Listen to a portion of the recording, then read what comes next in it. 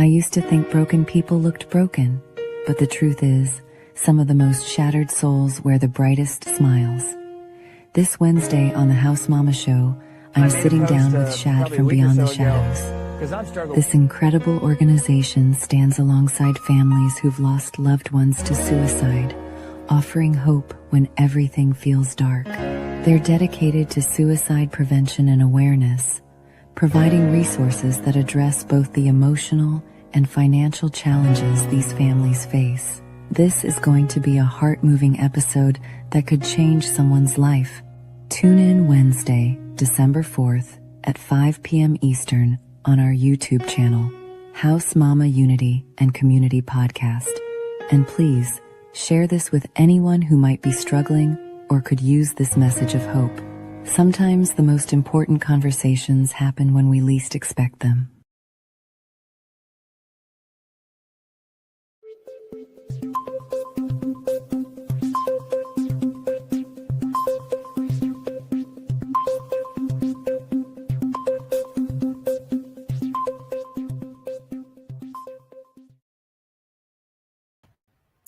Hello, everyone. I'm Shannon Scott. I am the host of the House Mama podcast.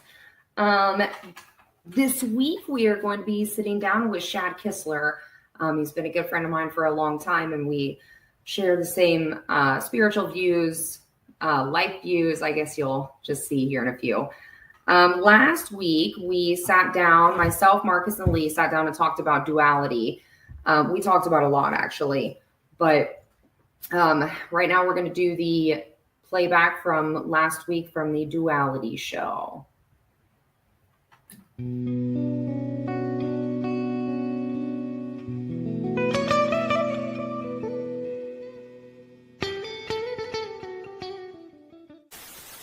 Hello, welcome to the House Mama podcast. I'm Shannon Scott. I am the host of the House Mama podcast. All right, Marcus and Lee, everyone. This topic, duality, it also correlates to polarity as well. You can say that polarity is interchangeable with duality. And as we learn in ancient texts and in teachings of alchemy and universal law, we learn that without one thing, another can't exist. One thing cannot exist without there being an equal and an opposite of that as well. So this has been ancient knowledge about polarity and duality that we see throughout time being talked about. And it's even talked about in what we call our modern science, which is, Isaac Newton talking about how there cannot be one thing without an equal and opposite reaction. Everything is dual. Everything has poles. Everything has its pairs of opposites. Like and unlike are the same. Opposites are identical in nature, but different in degrees. There cannot be one without the other. However, it's a matter of which one that you feed. We do actually live in a time right now where a lot of people are using duality as you have the spirit and you have the matter. And that is, the heavens and the earth. You can either choose to walk fully in the side of the light, or you can kind of teeter in between the spirit and the matter, which is where a lot of people are right now. A lot of people are really holding on to politics, religion, anything of this physical world, and they're not releasing it to fully live in the spirit. I'm no longer that person, but I still find myself attaching to Shannon and the things that Shannon would have done. And I 100% recognize and own that if I want to continue on, I have to let that side of me It's go. a difficult lesson to learn, though, It's a never-ending lesson. Oh, truly. It's going to be continuously learned. Some real things happening in my life right now. I still choose to remain in the spirit because I am not going to make any decision based on anything that living in this world the past 40 years has taught me. That's not how I'm going to respond to any of it. When you make that choice to fully walk in that light and love, live in the spirit over matter, you really then start to understand and recognize that duality doesn't ever have to actually exist.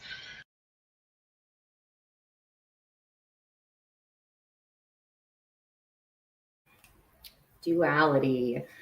All right. So like I said, we're going to have Shad Kistler on the show this week, and our shows seemingly lead from one to the other, and this one is no different. Shad shares my same views on a lot of things, including religion. And that's what we do, is try to steer people in the direction of truth. So without further ado, we are going to have Shad Kistler on. Yay. Hi, Hello. Shannon. Also, guys, there's going to be a QR code. Shad is the president of Beyond the Shadows, which is a nonprofit organization.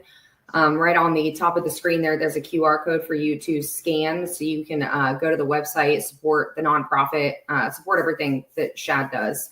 So, hello, Shad. Hello. Kind of excited to be here. I know, I'm excited to have you. It's been, I don't know, a journey of procrastination. I think I just waited until yesterday to actually, I don't know. Anyway, I'm glad to be here. I'm looking forward to it. And let's get in and see what we can do. Tell you. Yeah. Pardon? Tell me your story. My story. What got you to where you are with it's like I don't even want to say it because I want you to say it. Like, okay. Well, yeah. So I'll start here. I think, you say we share a lot of the same views. I'm pretty anti-religious, but I'm still pretty strong Christian, which is, I don't know, I'm different. I think there's a good blend of Eastern mysticism and Christianity in there. Yes. I'm still struggling since 2020 to figure out reality, I guess, or what's real. And I've searched a lot in the last, say, 5 years. But I keep coming back to the reality of who Jesus is in my life. And I guess to get to that point, maybe we should go back and see where that journey started. Yes, please. But I would say I'm not like undifferent than most people. I was a pretty rowdy kid. I was rowdier than most. So rowdy, in fact, that by the time I was 16, I thought I drank too much and should quit. So I quit drinking, and but that didn't stop any of the partying. And we'll just say I went crazy, got saved. It was kind of a radical salvation, did the Jesus thing. But probably 2 months into this Jesus thing, and I had a little bit of familiarity with church and stuff like that from my background. Growing up as a little kid, your mom makes you go to church and all that stuff. Right. But as a young person, I would say 11, 12, 13, you have that deep yearning and desire to fit in and belong and just be a part of stuff. And I wasn't. My sister was more popular. She was the cheerleading captain, the prom queen, all those good things. And I was just like the outcast. And I don't know why I bring these things up, but I specifically remember one time in my bedroom selling my soul to the devil, which was kind of interesting. I don't remember a lot of stuff, but I do remember that. And how old were you when that happened? Probably 13. Just that longing to be popular, to be seen, to be recognized by people. Right. I just said, hey, if you can make me anybody, my soul's yours to take and do with what you want. Yep. And I was a pretty rowdy kid at that point, but things got even more out of control after that. Right. And I got into, I would say I wasn't much different than most headbanging, 80s kids. Yeah. I kind of dabbled and trickled in Satanism and stuff like that. I would do the scare tactics with my mom and the teachers. I'd carve inverted crosses and pentagrams in my chest and arms and stuff like that. And didn't really even think anything about it. Just kind of continued life, got out of that phase, which I thought it was, and still rowdy and crazy. But about 21, I got saved. And the weird thing is that I didn't know. I mean, I've seen spiritual stuff. I mean, in seances and rituals and things like that, you see some pretty dark things. Right. And so I knew that if I believed in God to be who he was, that he was greater than anything I had seen up to that point. And I just happened to be home one day and I had a headache. Started out as a backache, and it just kind of continued up my spine until my head, it felt like something was just squeezing it. Yes. And I had my wife at the time, my ex-wife, call some friends and pray for us. And she was a loud, kind of obnoxious person, but loud. I had to hold my hands over my ears just to hear, not a piercing sound. Right. She was standing across the room on the phone.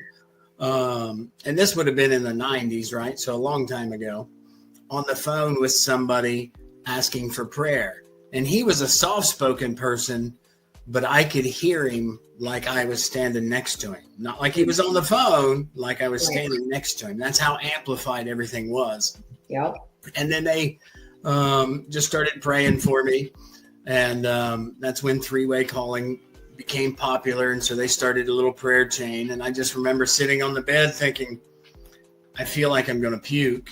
And so I had my ex-wife grab me a box, because we was poor. We didn't really have a trash can. So we had a box with a trash bag in it.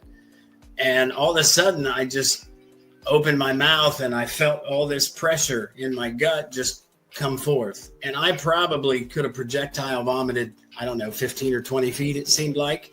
And then I passed out. And then I woke up the next day and I was free. I was able to walk.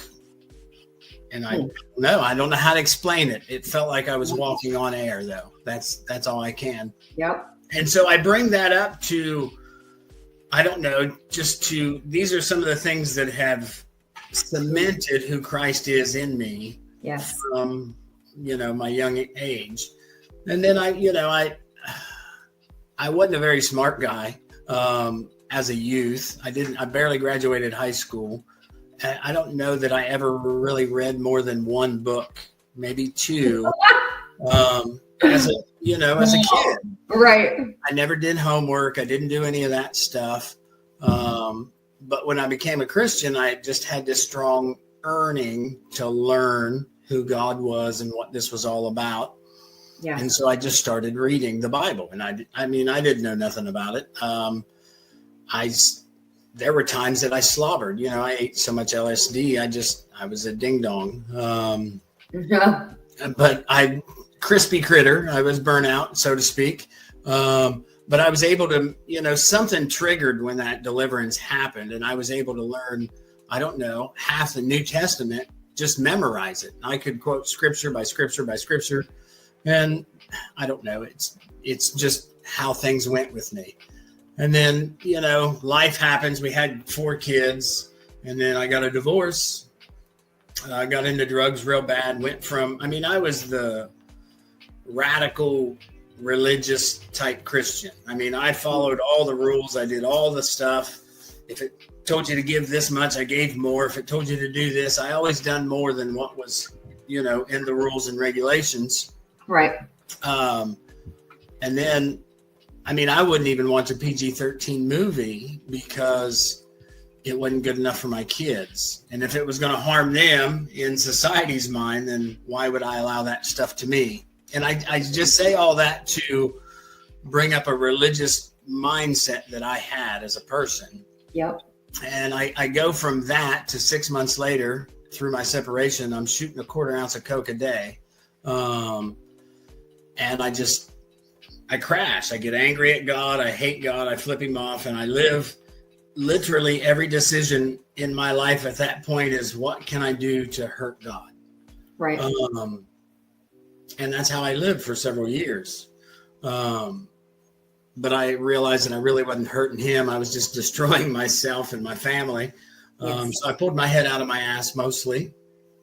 And about 2013, I don't know, I had another encounter where life was just horrible. And I knew the only thing that was going to help me was Jesus. So I decided to go back to church at that point and start this thing all over. Now, in my previous tenure as a Christian, I was heavily involved in ministry. I worked for ministry. I was in full-time ministry. I mean, everything I did revolves around ministry. Right. I've learned that the only thing that brings me peace is helping others. But anyway, 2013, I come back and I decide that we wanted, I get involved in church, and my heart is to help, I guess, people that have been in areas that I've been in. Right. So when I was young, I wanted to be a youth pastor because I know the struggles and the pain of being an unwanted and unloved and unseen youth. So my heart was there. And then obviously, when I come back and into recovery, I wanted to help those people that struggled with addiction because that's where my heart was. Yep. And so we started a recovery program in Lancaster, Cornerstone Recovery. And it was a lot of fun. That's where I met you. Yeah. I mean, hundreds of other people. I mean, it got really successful. God did some amazing things there. Very much so. And I think it was simply because I took all the religion out of it. And I just told people to let God embrace them for who they are. That they didn't have to be anybody special. It didn't have to be anybody different. That God was willing to be there for them. And then after a while, we did this second meeting, and I called it CR Plus. And so I would take this room, and it usually dwindled down to about 20 or 30 people.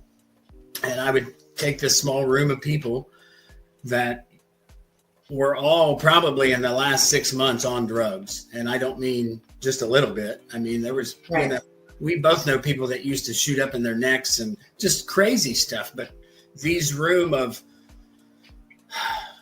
the unwanteds, it's almost like the island on the Christmas movie where all the unwanted toys go. That's kind of we refer to ourselves. Those are my favorite people. And it was just amazing to see them. And all I did was facilitate an area and encouraged people to understand that the same God that created the universe lives fully and completely inside of them. Yes. And all the gifts is all there inside them. And 10 years of ministry and Bible study doesn't qualify somebody to hear from God, to act on God's behalf, to et cetera, et cetera. And we were able to just do all kinds of things because of freedom. And I think that's really what it boiled down to, is because of freedom. Yes. We weren't trying to push a denomination. I had kind of gathered people from a Presbyterian, Pentecostal, Baptist backgrounds. And our heart was just to help people. And it was very successful in a small town. I mean, we would have, upwards of 80 or 90 people in a recovery meeting on a Monday night on the west side of Lancaster, which is, if you know that area, that's pretty amazing. Yeah. Yeah. But the deliverance thing, I don't know. I'm looking at my notes, and I circled it a lot and underlined it because I feel like somebody needs to know, I don't know, that the power that's available is really available to all of us. We just have to open our hearts and let it be. Yes. So, and the recovery thing was working really good, and I thought I found who I was, but I still had this angst against religion. But here I am, and I'm associate pastor in a Christian church, but I'm really anti-religious, and I don't know how to explain it other than that God's grace is greater than anything that man could do. Yes. And then about 2020, things had transitioned. We were in a new building. I remember this day pretty clearly. I was on the phone with a lady that used to come to CR, and my son had called. I have 4 kids, 2 girls. And I didn't answer because I don't usually answer. But he called right back. And so I told her, I said, hey, this is an emergency. My son's calling back. And he said, Dad, you got to get over here. So I left and went over to his apartment. He lived with my other son and my daughter. And I got there and he was just crying. Well, I went upstairs and my oldest son had committed suicide. And that changed absolutely everything for me.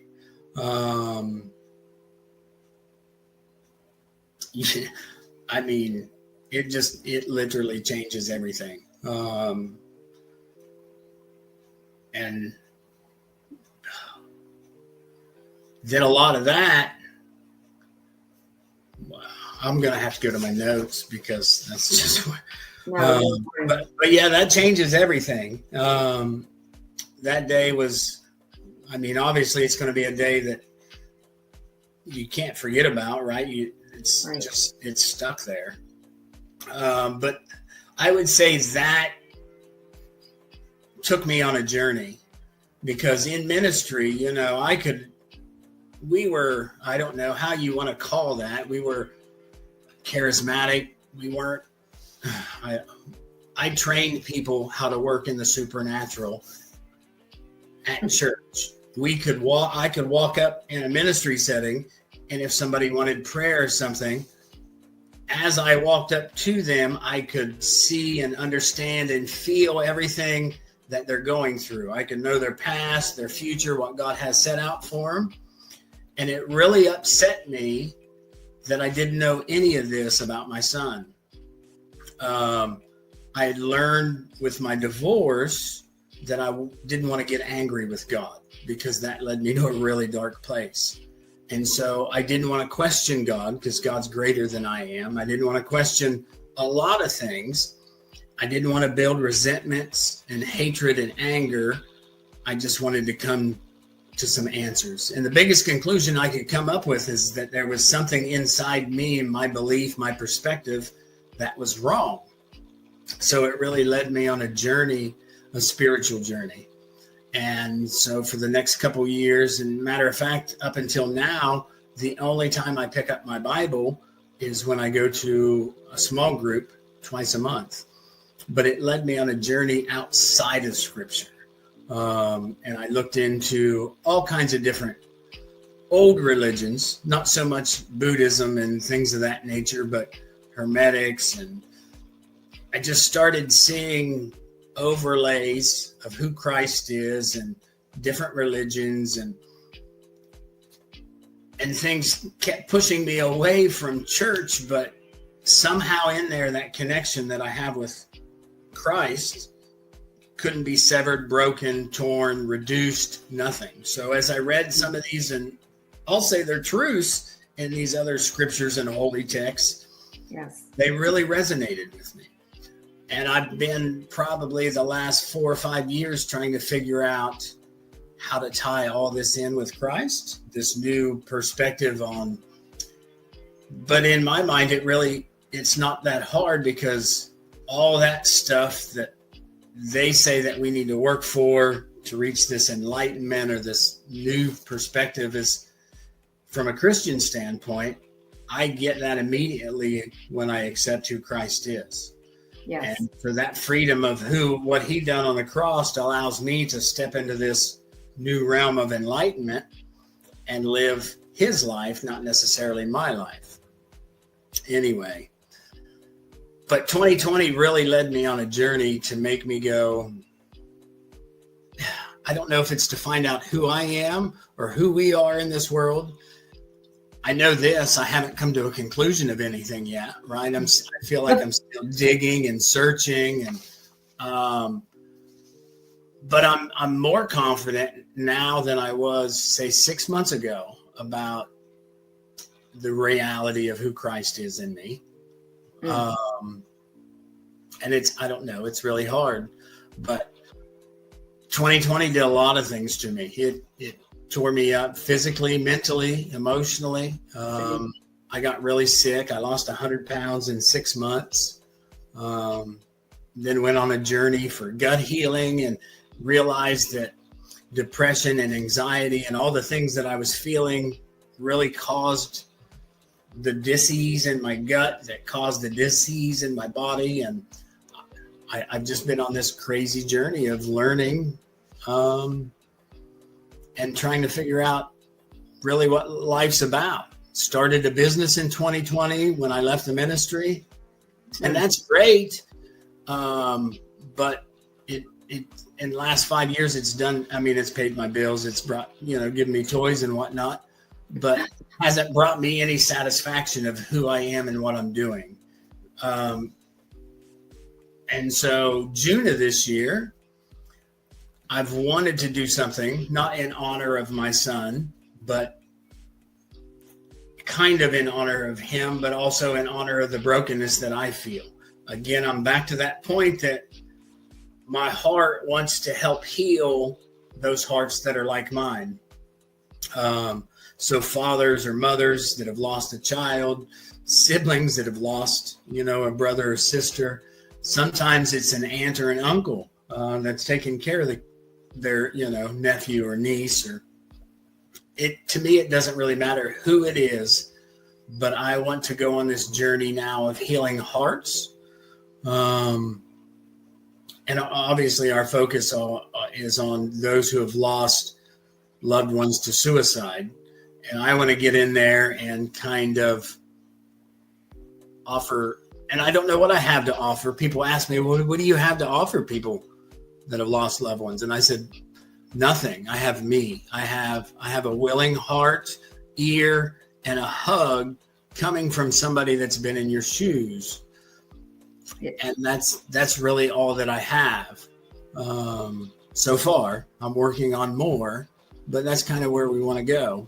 But in June, I've wanted to do this for several years, but like I said, 2020 changed me, and I don't have the great ideas. I have that little spark of momentum, but I don't have I don't want to call it the drive or the passion, because it's still in there turning and twisting and making me, but I don't know. I don't have to get things rolling all the time.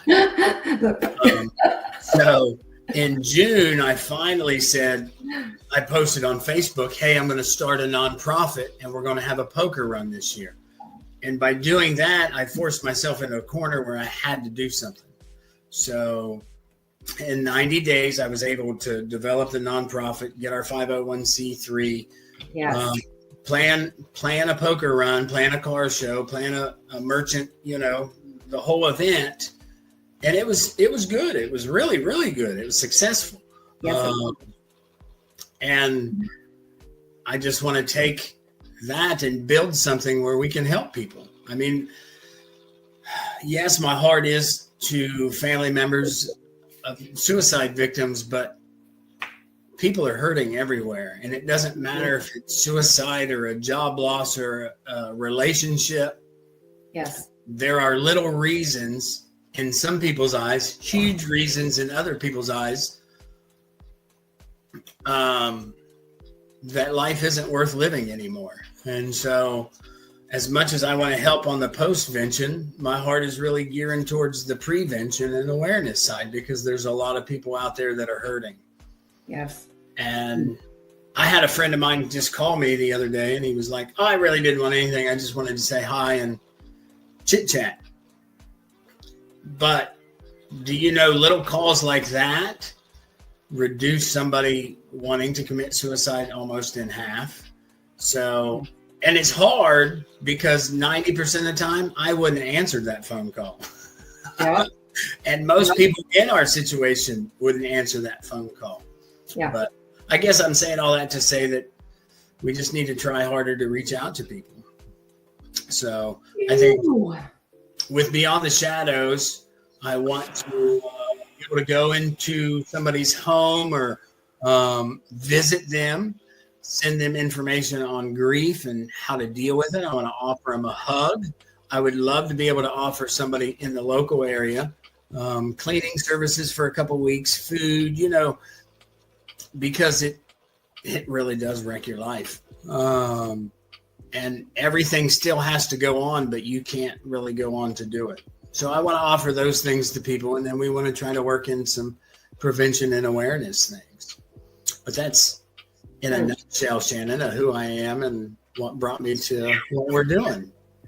Ladies and gentlemen, Shad Kistler. This is Now You Would Podcast, because I was literally just listening and watching like I was on the actual audience side. I was so deep enthralled. You can probably see the glaze in my eyes.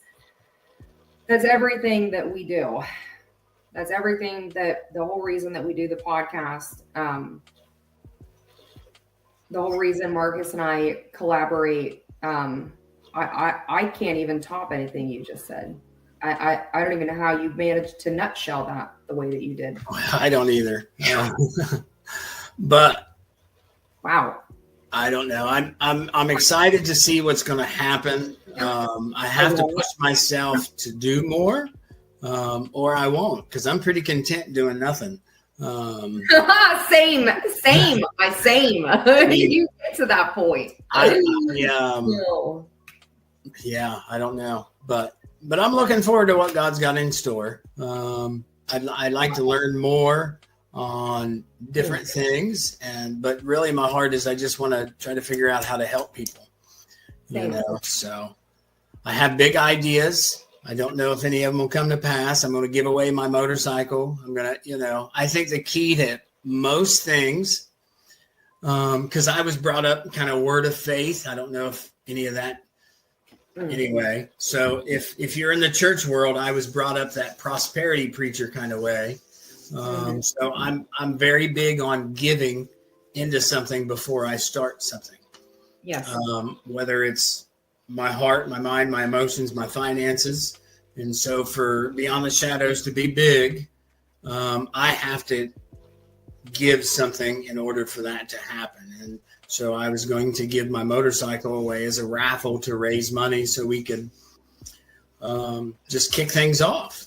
I mean, my heart, I'd like to have a building. I don't know, Shannon. My mind goes in so many different places. It's hard to say. But obviously living in the country, in the rural areas, I have a heart for the rural youth because there's nothing out here for them, for those that are struggling with, suicidal thoughts and mental health problems. And mental health out here in the country looks a little different than I think in town. You go to, I don't know. But my heart's just to help people, and that's what I want to do. I still don't know what to say. I swear, I'm just sitting over here listening. I can listen and listen and listen. That's crazy. It's crazy. But so with that being said, I don't know. Beyond the Shadows in my heart, so here's my struggle since I started in June of 2025 is that I jumped into this without doing any kind of research on what other nonprofits were around that did things like this. Fairfield County is not huge. And once we got started, I realized that there were two other nonprofits doing kind of the same thing we are for the same reasons. One lost her nephew, one lost her son. And now I feel like I'm competing, and I don't like to compete because I'm not trying to wiggle my way into somebody else's space. Right. So when I set the date on the stuff, I didn't even look to see what else was going on. There was another event the next day, basically mirroring what I was doing. It wasn't a poker run, but it did have a car show and, things to buy. What do they call them? Raffles? Merchant events, and raffles, obviously. Okay. Yay. But now my mind's trying to figure out how I can incorporate so we can all work together. That's what I was hearing, collaborate. Yes, because I think community, man. Unity and community. Community makes everything better. And a friend of mine who actually lost her son to suicide probably a couple of weeks before our event. She works for the state, and she was talking to me about all this stuff that I want to do with BTS. And she's like, Shad, listen, you were doing all this stuff in your recovery program before it was even a thing at the state or federal level. Yes. Peer support's really big nowadays, especially in recovery and trauma and things like that. Yes. Peer support is huge. Mm-hmm. He said, Shad, you were training peers to train peers before peer support was even a thing. Yeah. She said, so you don't have to worry or be concerned about what you're doing. No. So we're going to try to create a hub, so to speak, where we can co-join with the other, suicide or awareness nonprofits in our area. And I asked her if we could make it so it's, duplicable. So we can go into, say, Marion County, or Vinton County's got the highest suicide rate in Ohio. Can we go down in that area and build a hub where other nonprofits can know what's going on with everybody? One thing she said she saw. Lead the way. Yeah. She saw that there was a lot of people, there just wasn't a lot of collaboration. So one nonprofit would give this amount of money. The next nonprofit would basically copycat what they were doing. Right. It still leaves a big void in families' lives, because then they have to figure out how they're going to incorporate that money and do this and that. Where if, one nonprofit could work in and say, hey, we're going to come in and do your house cleaning for 2 weeks. And then, we can contribute funds to maybe groceries and things like that. And then the other nonprofit can contribute money to a funeral. And then we all work together and we kind of know what's going on. So hopefully we can do that. But really, I just want to help heal hurting hearts. That's what we do. And a lot of people have, people come down on me quite a bit because I do post, things out of the Bible. Obviously, I know God is real. I speak about Jesus, but it is not. So people have called me a loving Christian, is what they call me. It's actually what my witch friends, my pagan friends call me, as a loving Christian. Because we are trying so hard to get people to understand that it doesn't matter. None of it matters. The only thing that matters is what's in your heart. What are you doing? Your intention. That's what it is. It's your intention behind everything that you do. And it's weird that the term they gave you, the name they gave you, loving Christian, because that should be the term for all Christians, not just the special ones. Really. I laughed about it at first myself. I was like, okay. But the more I started to understand, like you understand, I did a lot of research. I have my whole life though. But when I started to become, more knowledgeable on Jesus, just like you have, it's so wild that you're saying all this stuff. The more I really understood what they meant when they called me a loving Christian. Yeah. Because so many people are confused about what Christianity really is. And it's actually a chakra. If you research that far, there is actually a Christ consciousness chakra that sits at the back of your head right here. Okay. So I know when you felt that pressure, because I had the same awakening as you. It came up the back of my neck, back of my head here, and into my eyes. And I was 22 when that happened. Yeah. So, 21 or just prior to 21. And the funny thing was your ages, because it's crazy how much we have in common when it comes to that. Yeah. Wow. I can't even, I'm tripping over my words because I wasn't expecting it. I wasn't expecting that connection.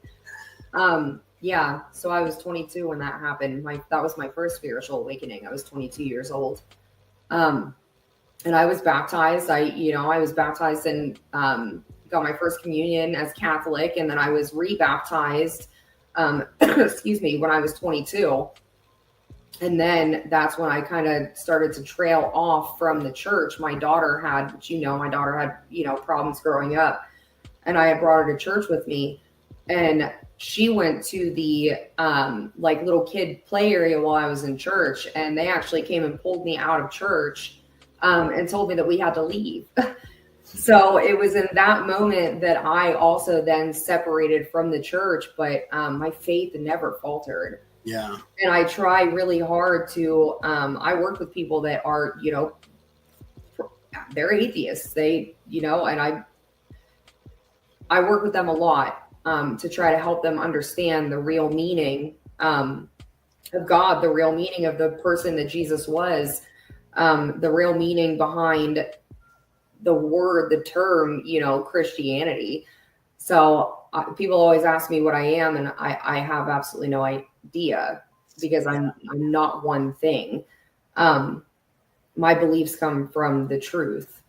So it's crazy how much we have in common with that. I wasn't expecting it. I'm never with a lack of words, I swear. And I'm sitting there like, listening, man, that was wild. Well, I don't know. I think a lot of people have a lot more in common than we truly believe. So yeah, that's another reason that we have to speak the truth about things. Is people are getting really lost in the ideals behind all religions. Well, I just think we get caught up. This literally just popped in my head right now. So religion to me is a lot like media and social media. It's just a lot of noise hiding the truth. Yes. Yes, it's those shadows, man. Those shadows. That's exactly what it is. But religion really hides the truth. Media and social media keep us from the truth. Yes. I mean, I guess in a lot of sense it brings us truth, but at the same time it keeps us away from. It just keeps us sidetracked mentally, I think. But I don't know, Shannon. That's truth is love, though. I posted something the other day on Facebook saying that I'm not that kind of friend that just lets you sit in your bad decisions. We have to speak the truth to people. We have to tell them. It's important. They have to know they're loved. They can't know that they can't be continuing to think that, because religion says this, or that's not the point of it. That's not the basis of it, man. Yeah. That's why you see the heart. Yeah. And I come to this conclusion, because my son was a Satanist. Malachi, the one that killed himself, he was a Satanist. Actually, most of my kids are. My daughter's got 666 on her neck, real big. None of it bothers me. But some lady, the following week when I went back to church, some lady come up to me and she's like, Shad, I just want you to know that I see your son in heaven.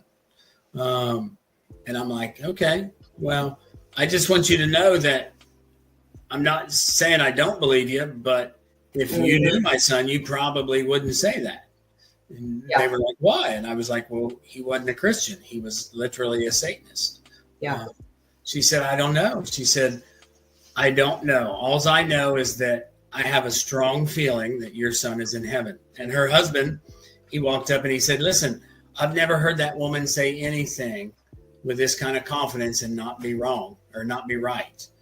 And I was like, okay. And I just, that goes completely against everything Christians believe. Yeah. That a Satanist can go to heaven. So it led me on another kind of thinking journey about who Christ is and what's going on. And I have a hard time believing that whether there's a heaven or hell, I haven't even come to that conclusion yet. I don't know that that's important, but I have a hard time coming to the conclusion that God is a judgmental God and would send somebody, if there was a hell, to hell based on a perception, because most people aren't Christians because their perceptions of Christians are assholes. Right. My favorite bumper sticker that I've ever seen said, yes, Jesus loves you, but everybody else thinks you're an asshole. Yeah. I think that hits the nail on the head perfectly. Yep. And so I come to this mindset that if I go to heaven and I decided not to accept Christ as my savior, this whole Christian thing that people do, because my perspective is based on a bunch of Christians that don't act out of love, they act out of religion. Mm-hmm. So in my mind, is God really going to hold me accountable for that? Or is he going to hold the people that made my perspective anti-Christ, anti-Christian? Do you see what I'm saying? So I think if there is a heaven or whatever, we have an opportunity to really hear and see truth. Jesus, when he walked the earth, there was, and I can't think of the scripture right now, but he was talking to a rich young ruler, I think. But in there it said that Jesus looked at him and loved him. And this guy said, what do I need to do to get into heaven? And, Jesus said, well, you know all the commands. And he listed them all. I've done all these. I didn't done all these. But just that little sentence that said Jesus looked at him and loved him. It didn't say he can, it tried to change his mind, say this, do this. It just said that Jesus looked at him and loved him. And I think if we come from that perspective, that Jesus is just looking at us, loving us, yes, and all the other stuff just kind of melts away. Yes. And I think we get that opportunity when we encounter who he is, whether it's in death, life, heaven, hell, whatever that is. When we have that encounter with him, get to see that real love, that real light, that real truth. And then that's our opportunity to say yes or no. But that's just, I have nothing to back that up other than my mind. Which is exactly what you need to back it up, because that's your higher self speaking to you to tell you truth, because then you're going to start speaking that truth to other people. Yeah. So that's not actually your mind. That's your remembering is what we coin that as. Okay. Remembering. Man. Yeah. God is nothing but love. I've told people, God doesn't know anything other than love. It doesn't exist. That's what those archangels are for, because those archangels don't play. They're the ones that, they're the ones that do the protecting. Right. But all God is love. So, and Jesus was the prophet. He came and he, prophesied and was speaking the word of God, which was love. So he washed the feet, Serve. Yeah. That's why you have all the ascended masters. Jesus is an ascended master. I really don't know how far into your journey I'm sure pretty far, but yeah, that is the truth of it. So, but in all that, I don't know. You say all that to basically just say that I have a heart and a desire to love on people. I've struggled in the last 5 years. I've always been kind of you always have bouts of depression, et cetera, et cetera. But the last 5 years has really fucked with me bad. I mean, it's changed me so much that I can't comprehend it. And where before I used to just be able to say, no, I'm going to do this, and you can go and do it. Right. And now, I can't. I struggle a lot. This brain thing is really me. Huh? It's a spiritual war. Well, something's going to have to break soon, because we're going to have to get up on the up and up. You're getting there. You are. This is a spiritual warfare. I tell people that all the time too. Which Nostradamus talked about this. This time that we're living in right now, and it actually began in 2020. So it's not odd that it started for you in 2020. If you start researching into it, and you'll see this point in time has been prophesized for hundreds of years. The people that are here right now doing the work that you're doing the work that I'm doing, we were specifically placed here at this point in time to do what we're doing, because we're in the literal middle of a spiritual war. So, I feel that. A lot of people are really focused on politics, religion, things of this world, which is making them lack in seeing and understanding that it's actually spiritual. So Well, I think all that World War III is spiritual. Yeah, I think all that stuff's created for division, to keep us confused and divided. Yep. I think that was the real reason for religion, to keep us divided and confused. I think that's the real reason for politics. Yep. Left or right. Yep. Just to keep us divided and confused. Just like you were saying earlier, you could walk up to someone and you'd know their life path, and I have the same gift. It's heavy. Yeah. But yes, it is I heavy. don't like it. I am fighting with it constantly. I'm constantly telling people I've tried to break my contracts and they absolutely will not let me. I don't really want to at the end of the day, though. I love guiding people and walking people home. That's literally what we do. But yeah, that's the entire reason that all of it was created, was to keep you unaware of the fact that you do have gifts and that everybody can open their gifts. You just have to literally open to the light, which is God. God is the light. It's amazing. It's amazing.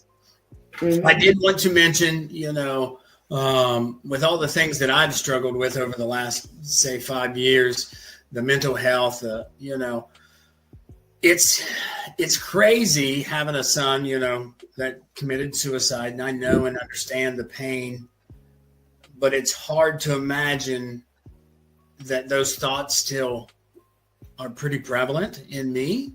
And then the more I look and talk and just gander at life, I see that men are struggling everywhere. People are struggling everywhere. It's insane. It's insane. The amount You're of here time for it, because it's about to get a lot worse too. Yeah. These are gifts that I have. Yeah, I'm capable of, which I think you and I have talked about. It's going to get a lot worse over the next probably 3 years. So you're here in this exact moment for this exact reason, because of that. And it's difficult for you on your end because, man, that dark really likes to plummet the light. I struggle with a lot of things. I call them attachments. I can get rid of them. They are attachments. They're so much as you believe in the light, you have to also know that there is dark, and it does most definitely come for you. And I struggle with that at times. The people that I'm around, what I specifically do with them, I bring home that dark with me. That's just one of my many roles. So yeah, it sits with me for a while, and it starts to peck at me. It starts to eat at my thoughts. But it's always that whisper that I hear, that whisper of keep going, that whisper of don't give up, don't listen. And it helps get rid of that dark that comes in. It's always going to try to dim you. It is. It is. Yeah. Just encourage anybody that's listening today that if you're in a place and you're struggling and you can't figure out, again, this is something that I deal with daily. But if you're in a place where you're struggling and emotions and life and all of this just gets to feeling so hard that maybe you don't want to commit suicide, or maybe you don't want to end it all. You just want relief from the pain, the idea of futile existence.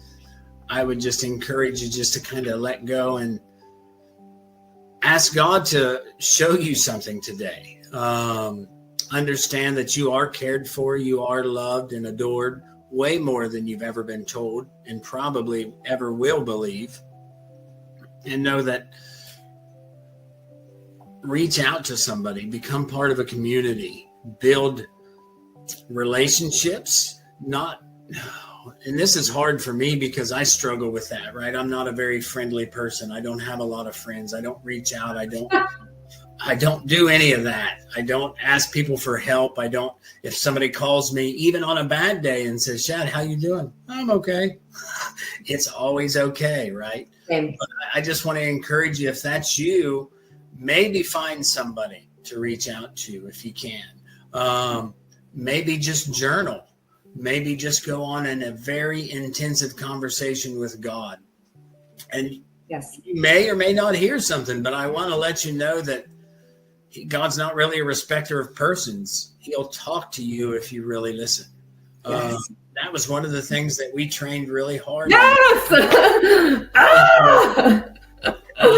that it's not based, these are people that sat in this room that were, again, addicts. And I mean, everybody that society would cast them out, they were in this room, and I was telling them that God thought they were special and that they were important, that they had the capability to hear what God said. And when they sat down and broke those walls of shame and not good enough and all of this stuff, they were able to sit back to people and know what the person behind them was going through. And they didn't even know who was behind them. They just said, I feel blah, blah, blah. And that person would be like, yes, that's it. That's exactly what I'm feeling. So yes, I say all that to say, stretch and reach for God and ask Him to bring a little bit of light and peace to your life. Understand that those random people that you might meet on the street somewhere, they could be an angel in disguise to bring you a good word. Or maybe they're an angel in disguise that you need to bring a good word to. But always be on the lookout to do what you can for somebody else. And I think sometimes when we let the focus off ourselves, and this is hard because it's our pain, our experience, it's our things that are bringing us down in this hole. But if we can look to others sometimes, it really takes the focus and the pain away from who we are and what's in us. yes. So I don't know. Shoo! Shad. I don't even know what to say. I really don't. I just. But I mean, I don't have much. You guys I was Beyond the Shadows. We're trying to do things. We'd love to do. I'm about building community, so I don't want your money per se. Yes, send me all your money. But at the same time, I want to build a community. See, I would like to, there's different ways that we can help out in awareness and prevention. Did you know that people in nursing homes struggle with suicidal thoughts and stuff like that? So, my wife come up with an idea. Well, maybe we can just do Valentine's cards, Christmas cards. Instead of ordering them, why don't we get a bunch of people together and make a bunch of them? See, now we're not just helping those people in the nursing home. We're building a community of people that's doing something for the community. But there's just tons of different ways I would love to get involved in the community and build community, but it takes a lot of resources. So I'm working on those. So I've got resources too. Yeah, I need big resources. I would love to help in any way. Yeah. So I have my eye on a building, but my resources aren't that large right yet. So they will be. Yes, I see it happening. Yeah. But I would love to build a community gathering place where we can just come together and chit chat, have fun, eat. I think all fellowship should revolve around food. Absolutely. And just share life, not religion. I love that you say that. I love that. It's time. It's time to start steering people to healing and not fear and not control. Right. Because that's not in any way what the Bible says. That's not what God is talking about. No. And you really have to read between the lines in the Bible. It's been, I don't think you do. I think you read between the lines to get religion. No, that's true. That is true. I think it's pretty clear.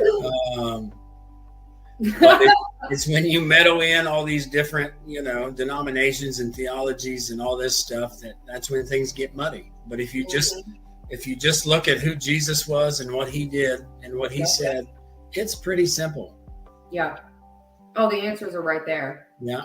I mean, most people go straight to the punishment and the fear part, though, and that's what steers them away. Yep. And it's not about punishment and fear. No, not in any way. Punishment and fear is, I don't want to minimize it, but on the base level of it, it's really just a construct in our mind. Yeah. Yeah. Man, Shad, I'm so glad that you were on. Well, I'm glad I finally, I could have done this, a month ago? Yeah. I pushed it out as far as I could. I don't know. Listen, come on again. Well, tell me more.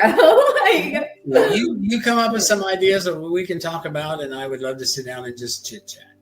Oh man, I would just love to sit here and listen to you chat about anything. Yeah, well. Man, that was powerful. That was a powerhouse, dude. Seriously. I don't know. That was just a little bit of stuff. So. Well, I know. That's way bigger than that, I can promise you. I know, I can feel it because I can feel the energy around me. It makes me, I can't explain it. It makes my head feel like it expands when I Yeah. God is good. Yeah. Wow. I don't even know. I swear I'm never without words. We all know this. I'm literally just sitting and basking in the energy of your words. Well, I don't think they're my words. Your life, everything that you said, and it's everything that I'm always talking about. People act like I'm insane for saying that I have these gifts, but it's so normal for me. And it's because of my belief in God. It's not even a belief. It's because I am aware that it's real, and I live it. I think that's it. The awareness part. Yeah.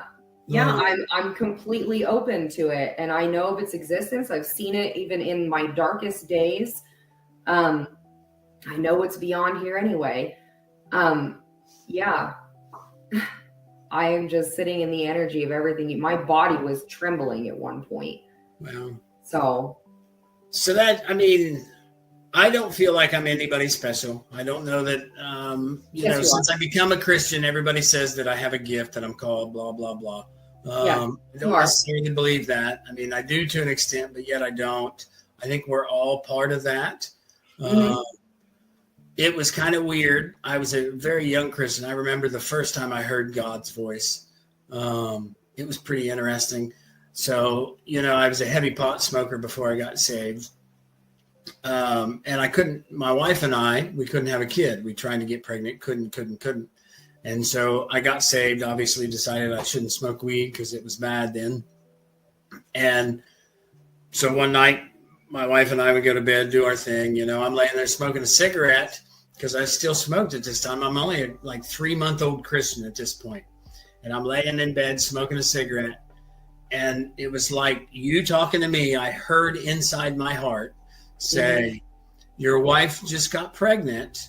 It's going to be a girl, and you're going to name her Trinity. And I remember laying in bed smoking my Marlboro Red, and I looked at my ex-wife and I said, hey, you just got pregnant, and we're going to have a girl. And she laughed at me. And I said, I don't know what to tell you. This is just what I heard this in my heart, and I feel it 110%. And she didn't really believe me. I don't want to say she didn't. She kind of did, but she had her hesitations, right? And then we go to the doctor and try to do sonograms and all that. He's like, well, I guess we'll never know. And I'm like, Doc, it's a girl. I know it's a girl. Her name's Trinity. And sure enough, when she was born, it was a girl, but he covered her up and he said, guess what it is? And I just laughed. And I said, well, it's a girl. Her name's Trinity. And he said, you were right the whole time. I don't understand it. I don't know. I guess I said all that just to say, listen, I was a 3-month-old Christian that had no skill, nobody to teach me, nobody to train me. I was just there. Yeah. And I was hungry for who God was. He's always talking. We're just not always listening. I tell people all the time, just listen. Listen. Man. Yeah. He gave us 2 ears and 1 mouth for a reason, so we could listen twice as much as we talk. That's what I feel like I'm doing right now. This is your podcast now. Oh my gosh, Shad. Wow. But How long? You have anything else that you want to say? God, that was wild. I said way more than I wanted to. Really? I feel like I can continue listening. Seriously. Well, if I had anything, I probably would, but I didn't even have what I said. That's just. That's the flow. Yeah, that's all the notes I had. I don't know if you can see that or not, but it's there's like 6 lines there. You just go. Well, it comes right through. It actually beams right through the top of your head, so I can see that. I got a hat on, so yeah, it does. It comes right into and it's all behind you too. Okay, well, and it's bright. It's very bright. It's here. Mm-hmm. Oh, it's all around you. Yeah. See, I don't know. I don't consider myself super spiritual.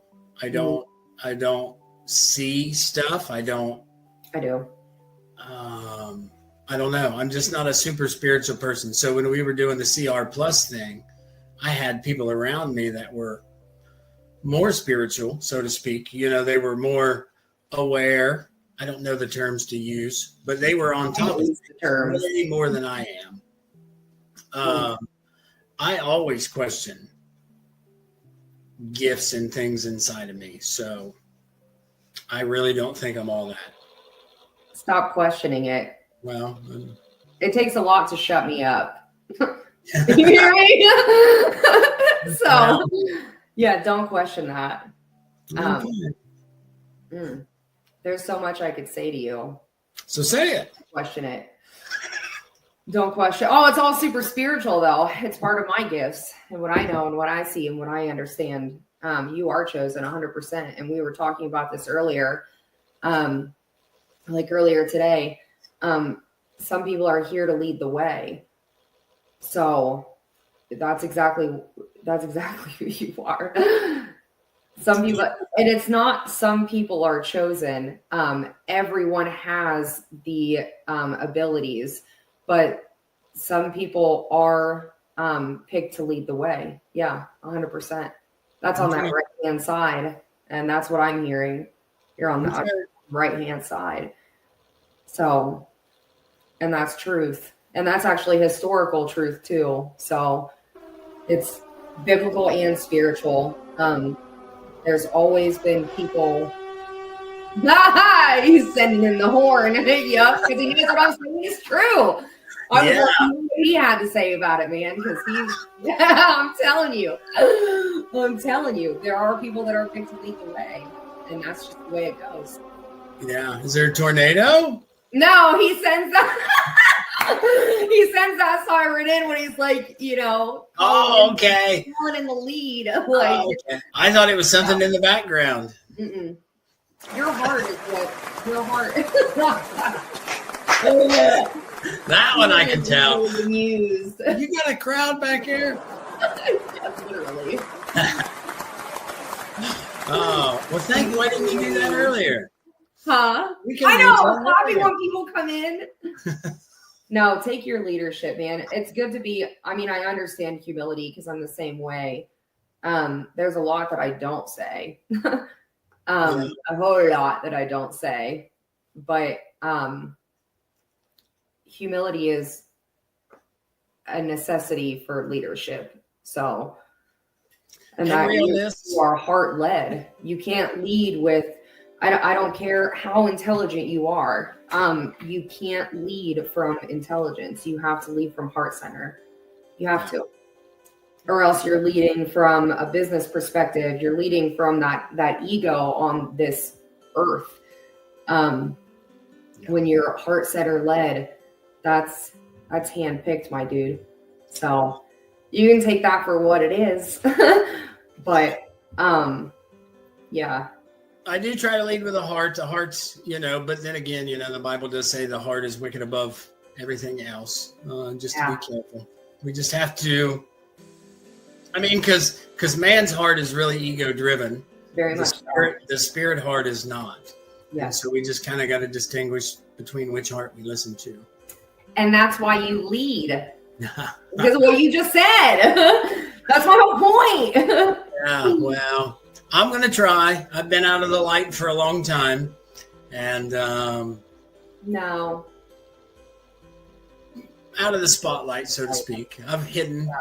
I've done a lot of hiding. And I'm perfectly content with hiding. I like hiding. But I know that there are people hurting.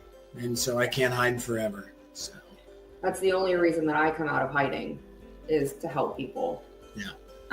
Because aside from that, I won't see people for months. Not one soul, aside from my son. Yeah. So yeah, I had to come out as well. And I kind of like it. I kind of like hiding. I do too. Yeah. It's quiet. It's peaceful. I'm very connected with spirit, and I love it. But so, yeah, we'll see where things go from here, Miss Shannon. I appreciate you having me on. Yes. If there's more you want to pull for me, Oh man, I'm not sure yet, but I'm gonna figure it out, and then I'm gonna have you on again, because we could sit here for hours. I'm not kidding. I don't care. That's for useless knowledge, and useful, but useless. No, it's completely useful. I have both. So. Oh, we all do, yeah. But let's see what we can do about changing some hearts. And if you are out there struggling, just understand that the only thing that keeps me on this earth really are my kids, right? If it wasn't for them, I probably would have done the same thing my son did. But I know and understand that pain way too much to let it drive me to that. So I just let it push me to help others. Well, I try to let it push me to help others. But understand, if you're feeling those ways and thinking those thoughts, you're not alone. Just let life win. That's a hashtag we started using a few weeks ago.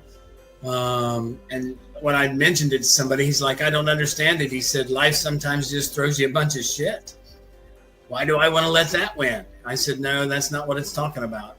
I said, when you're going through those daily struggles, and when you don't want life to win, when you want life to end, when you want this mundane existence to be gone, that's when we choose to let life win. So we just choose to keep breathing, to keep moving, to keep helping and loving others, so we can move forward in life. So let life win. I'm seriously still over here like dead listening to everything you have to say. My gosh. And I'm not a good closer, so. Oh no, that's fine. I do the closing. So, oh yeah, man, I'm glad you came on though. Seriously. Me too, Shannon. I'm sorry I waited so long to do it. Oh, I'm ready for you to be on again. We're going to be talking about that real soon. Okay, well, let's do it. All right. Thanks for being on, Shad. Thanks for having me, Shannon. We'll see ya. All righty, take care. Wow. Man, if you follow anything that I talk about, anything that I post, anything that we are about with this podcast, you will understand why I'm in just complete awe right now. I still am failing in words, which I mean everybody knows is strange for me. Wow. I highly recommend you follow anything that Shad does. Beyond the Shadows. Get on his website, follow his nonprofit, donate, help, send anything and everything that you have to promote what he does. My goodness. Man. I really can't top that. So he, led the way completely. Wow. Okay. So no one told you guys today. I love you. We are all just walking each other home. See ya. Your cleaning products are slowly poisoning your family. Here's the truth they don't want you to know. I'm here to expose what's really lurking in your everyday household products and how it's affecting everyone you love. Welcome to Whispers of Wellness, organic home living, where we're pulling back the curtain on the chemical industry. Our team of homesteaders, herbalists, and shamanic practitioners are combining cutting-edge science with ancient wisdom to show you exactly how to protect your family. This isn't just another health podcast.